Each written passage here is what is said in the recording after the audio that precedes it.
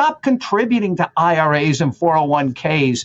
It's really just a loan. Yes, you get a deduction, but it's really just a loan you're taking from the government that will have to be repaid at some time in the future when tax rates might be much higher.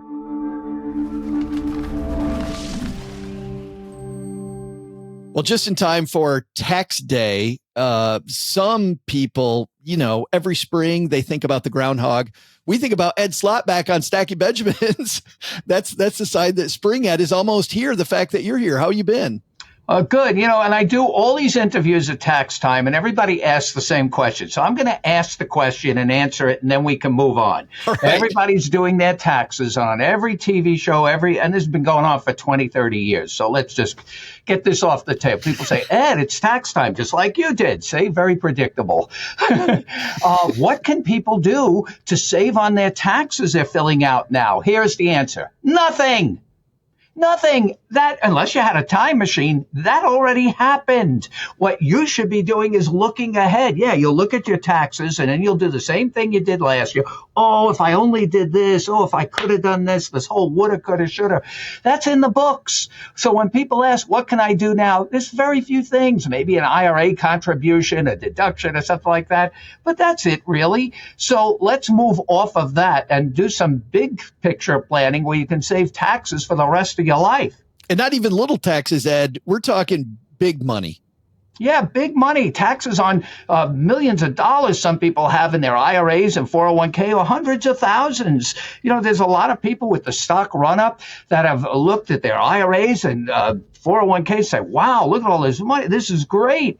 Yeah, it's also great for Uncle Sam, too. Let me remind people that not all of that money is yours. I say in every consumer seminar, your IRA is an IOU to the IRS. It's not all your money. You don't even know what part of it is your money. You'll be lucky if half of it is. At least with a joint account, like with your husband or wife, it's half and half. You have a joint account with Uncle Sam, who's not even your real uncle, by the way. You have a joint account with Uncle Sam, and his half might be 60 or 70% by the time you reach in for yours. So the big picture is to get that balance down, not build it up. Stop contributing to IRAs and 401ks. It's really just a loan. Yes, you get a deduction, but it's really just a loan you're taking from the government that will have to be repaid at some time in the future when tax rates might be much higher. So the big message is take advantage of today's low tax rates. People have RMDs. Don't wait for RMDs, required minimum distributions. Get some money out now. Do Roth conversions. So at tax time, when you do all these things in 1 year or in several years, and there's going to be that time at tax time when I'm on the show and people be listening and say, well, I don't even have any taxes on my retirement account. Bam. Yeah. Well, 50 things to unpack there. First, the fact that Uncle Sam's not my real uncle might startle some people. Might need some therapy there, Ed. We don't need ancestry DNA to know that. But it's funny because I quote you all the time. I'm like, when we've had Ed Slott on the show and he talks about the fact that this traditional IRA, this traditional 401k is a joint account with the government. And people always look at me the same way they look at you when you say that, which is as this grows later on, you got to pay the tax. And when you pay the tax, part of that growth is going to Uncle Sam. When you say this incendiary phrase, stop contributing to IRAs and 401ks, you're not saying don't save for retirement. No. And you're also not saying don't use tax advantaged accounts. Just be a little bit more strategic. What are you really saying there? Yeah, Roth IRAs. There we go. Especially young people, if you have hopefully some young listeners that have opportunities that we didn't have to start from ground zero from their first day, young people should only be doing Roth 401ks at work and Roth IRAs on their own. Why start building a taxable account? We didn't have that opportunity. The only way we can get it to tax-free is to pay the tax now, but still rates are very low. Plus, you have inflation. Everybody complains about inflation because it means things cost more. But when it comes to taxes, Inflation is great, like Frosted Flakes. It's great. Why? Because the rates don't change, but the brackets expand each year and more money can come out at these historic levels, 22%, 24%, getting hundreds of thousands out. I'm worried. I'm worried about that four-letter word, which nobody wants to talk about, math. I'm worried about the math, the debt and deficit levels at some point. Maybe I'm wrong. Maybe Congress will just keep kicking the can down the road. But at some point, tax rates are going to have to go up. And who's going to be caught in the soup when the music stops? It's going to be the people that did nothing, that have these large IRAs and 401ks. It's just a tax time bomb, I call it, waiting to happen. Let's transition then, Ed. That's what you seem to be implying too, is for people that need to do the backdoor Roth IRA, right? Where they need to. Yeah, that's a good thing that you can do still. Yeah. Yeah. Like, well, if we think tax rates are going up, we need to do that now too. Yeah, but that's good, but it's not the big money. The big money is in the big wholesale conversions, and nobody likes to do that because nobody wants to pay the tax.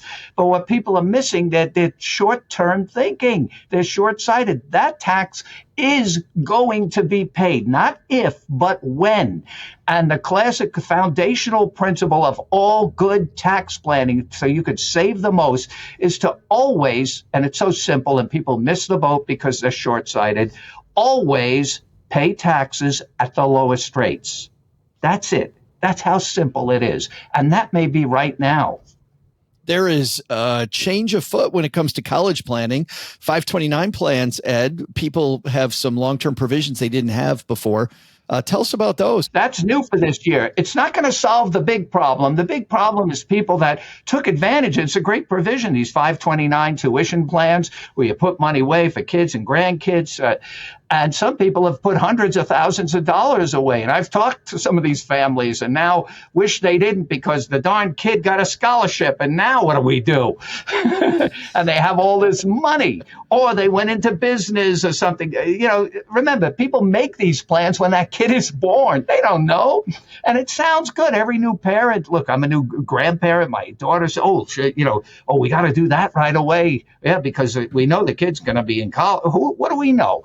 Anyway, there's a way to whittle down those balances. New and Secure 2.0, a provision that takes effect this year. Not going to solve the big problem for hundreds of thousands because the overall limit on this provision is only $35,000. It's even less than that because you can't do it all in 1 year.